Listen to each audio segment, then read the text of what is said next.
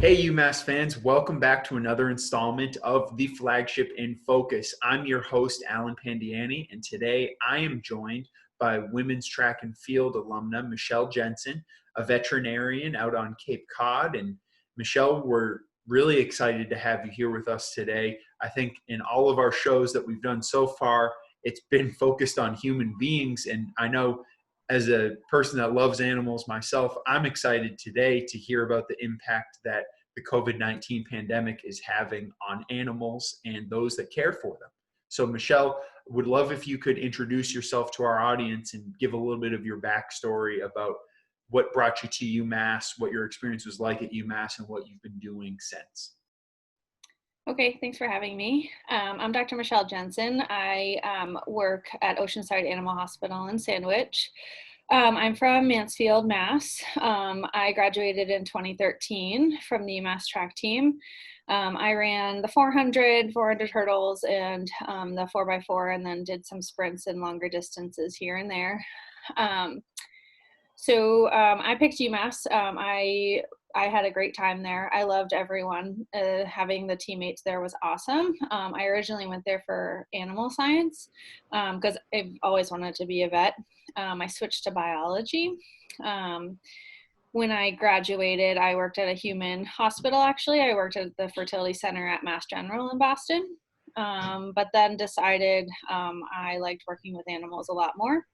So I applied to vet school, and I went to Tufts. And now I work on the Cape. Awesome. Good old Grafton. Yeah. I grew up in Shrewsbury, so I am very familiar with Grafton, where the Tufts Veterinary School campus is located. But that's awesome, and that's top shelf when it comes to veterinary school. So kudos to you for that, Dr. Jensen. But what's the typical day to day like for you under normal circumstances before all of this happens at your hospital? So before this all happened, we're a small animal practice, and we're open 5 days a week.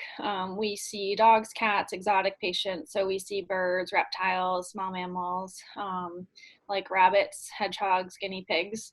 We're about 50-50 as far as dogs and cats and exotics go. And we're kind of one of the only places on the Cape that will see everything. Okay. We've had pot-bellied pigs here too. We kind of see a whole wide range of things. Typically we do surgery a couple of days a week, spays, neuters, mass removals, dental cleanings.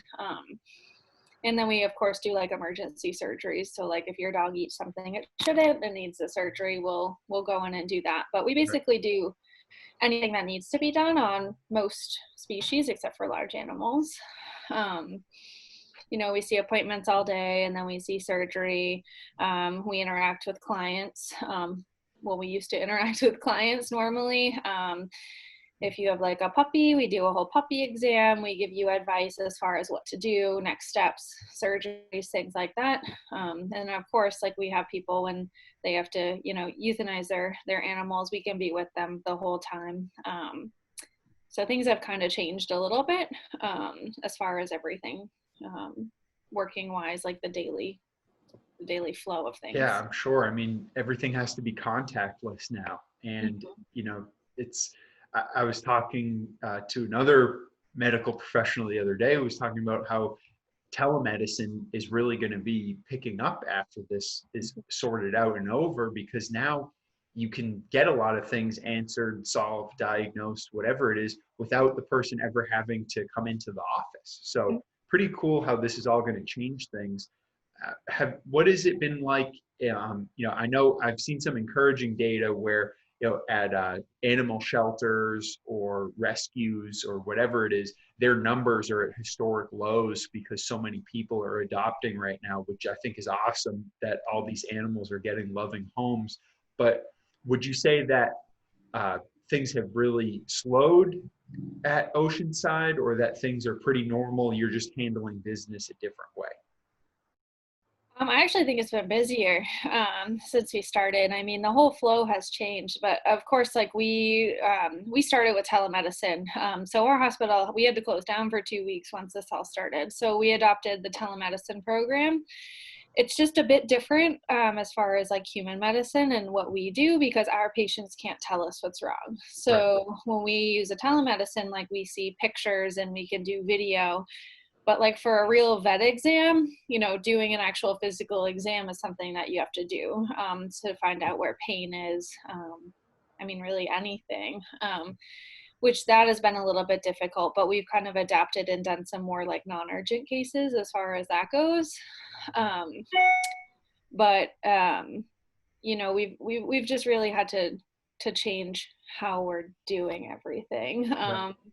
But it's actually busier than it has been. I think people are staying at home with their pets, and I work part-time at the MSPCA, and they have no animals there. They have maybe like one or two cats or one or two birds a week. But everything has gotten adopted, which is great, and I think that's helping us stay busy because we're seeing new puppies, new kittens, guinea pigs, rabbits, all that type of stuff, and people still need to be educated as far as like what's going on with their pet. And I mean, pets are always going to have problems, so we're staying busy. We're not doing wellness appointments, but there's always going to be like emergencies and things that need to be Yeah, addressed. that's phenomenal. I'll tell you, it's amazing when you look on like Chewy or on Amazon right now as well, how many things just aren't in stock and how long it's going to be before you could actually get, puppy pads or different types of, things from Kong or anything. It's just amazing how much is being sold. So, Dr. Jensen, I think everybody knows what they should do and not do when it comes to themselves.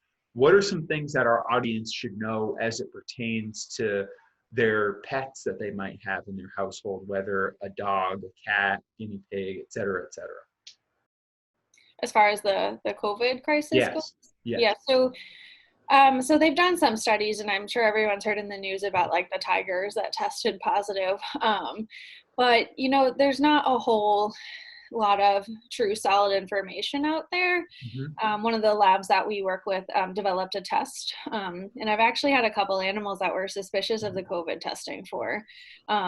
I haven't sent any tests out yet, but we have seen animals that have been exposed to positive COVID humans that we've recommended the COVID tests for. But I think one of the issues is they cost money. So in human medicine, especially with COVID, I think a lot of it is covered by insurance. And like, of course, people have medical bills to pay. But as far as what we do, things cost money. And with like the whole economic, um, everything that's going on, people can't afford to even test their animals for COVID. Right. But as far as what we know so far, we haven't seen any evidence that COVID can go from animals to humans.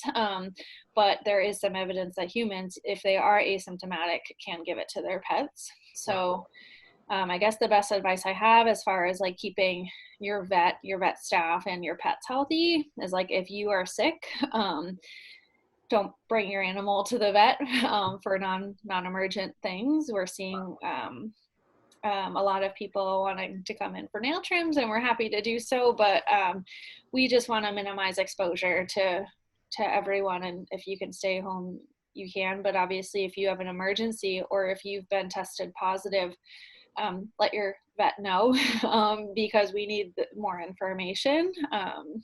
The more information the better, but I would say best advice is spend time with your animals, but don't go to your vet for non-emergent things, because we will be hopefully opening back up to do wellness care, but the longer we can stay home and kind of avoid going out for non-emergent reasons, the sooner we'll be able to take care of all of the the wellness exams and stuff like that. Yeah, absolutely. Well, Dr. Jensen, we thank you so much for your time today. We thank you for being such a great representative and ambassador of the Flagship.